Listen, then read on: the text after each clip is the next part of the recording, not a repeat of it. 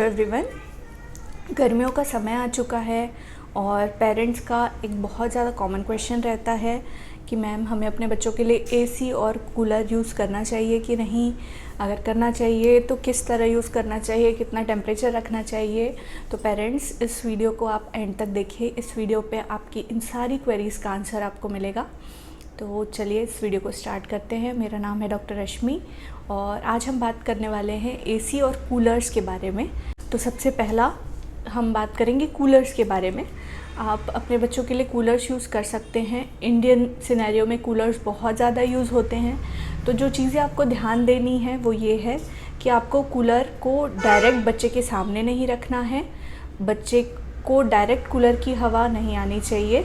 और जो second thing आपको कूलर में ध्यान देनी है वो ये है कि जब आप कूलर चलाते हैं तो आपको खिड़की या दरवाज़ा हल्का सा ओपन रखना है ताकि जो क्रॉस वेंटिलेशन है वो होता रहे। अब हम बात करते हैं एसी के बारे में। तो जो सबसे पहला क्वेश्चन है, एसी यूज़ करना चाहिए कि नहीं।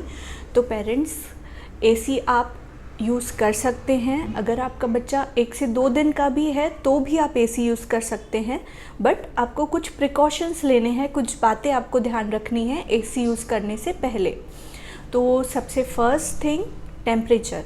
तो एसी का टेम्परेचर आपको 25 से 27 डिग्री सेल्सियस ही मेंटेन करके रखना है, उससे कम टेम्परेचर नहीं करना है। ऐसा इसीलिए कि जो छोटे बच्चे होते हैं, जो 6 मंथ से छोटे बच्चे होते हैं, उनमें थर्मो रेगुलेशन की पावर नहीं होती। थर्मो रेगुलेशन का मतलब क्या है? जैसे अगर बाहर का टेम्परेचर गर्म हो रहा है तो हमारी बॉडी उस तरह से एक्वायर कर लेती है उस टेम्परेचर के लिए।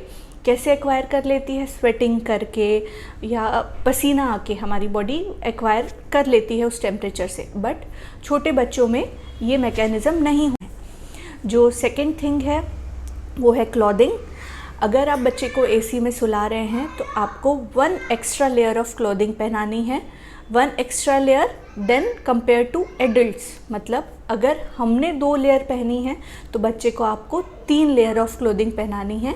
आपको बहुत मोटी क्लॉथिंग नहीं पहनानी है, आपको गर्म कपड़े नहीं पहनाने हैं, आपको पतले ही कपड़े पहनाने हैं, बट एक एक्स्ट्रा लेयर पहनानी है। जो थर्ड थिंग आपको ध्यान देनी है वो ये है कि एसी के वेंट्स डायरेक्ट बच्चे के सामने नहीं रखने हैं। एसी के वेंट्स बच्चे के डायरेक्ट कांटेक्ट में नहीं आने चाहिए। एसी के वेंट्स डायरेक्ट अगर बच्चे के कांटेक्ट में आएंगे तो ड्राइनेस की प्रॉब्लम बहुत ज़्यादा हो सकती है। एसी का जो मैकेनिज़्म है उसके कारण क्या होता है, जो रूम के अंदर का मॉइस्चर है वो बहुत ज़्यादा कम हो जाता है। उसके कारण बच्चे की स्किन ड्राई हो सकती है, बच्चे की नाक में भी ड्राइनेस हो सकती है। तो आपको क्या क्या चीज़ें करनी है? बच्चे को आपको मॉइस्चराइज़ करके रखना है।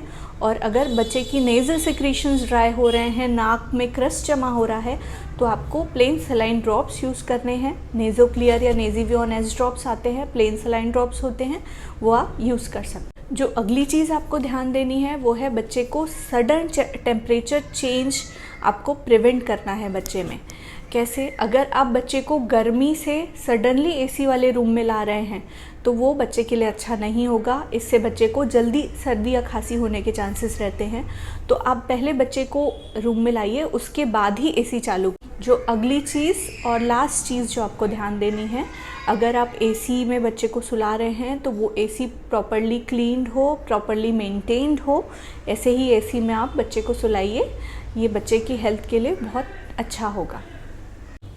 आई होप इस वीडियो से आपकी जो कॉमन क्वेरीज़ है उसका आपको जवाब मिला होगा। आपके कॉमन क्वेश्चंस मैंने आंसर किए होंगे। इस तरह के वीडियोस आपको और चाहिए तो आप ज़रूर मेरे चैनल को सब्सक्राइब कीजिए, इस वीडियो को लाइक कीजिए और शेयर कीजिए अपने और पेरेंट्स के साथ, फ्रेंड्स के साथ। और आपको किसी भी तरह की क्वेरीज़ रहती है, क्वेश्चंस रहते हैं, आप मेरे चैनल पे कमेंट कर सकते हैं। आप बता सकते हैं आप कहाँ से हैं और आप अपने सवाल पूछ सकते हैं और मुझे बहुत अच्छा लगेगा आपके क्वेश्चंस आंसर करने के लिए। Thank you.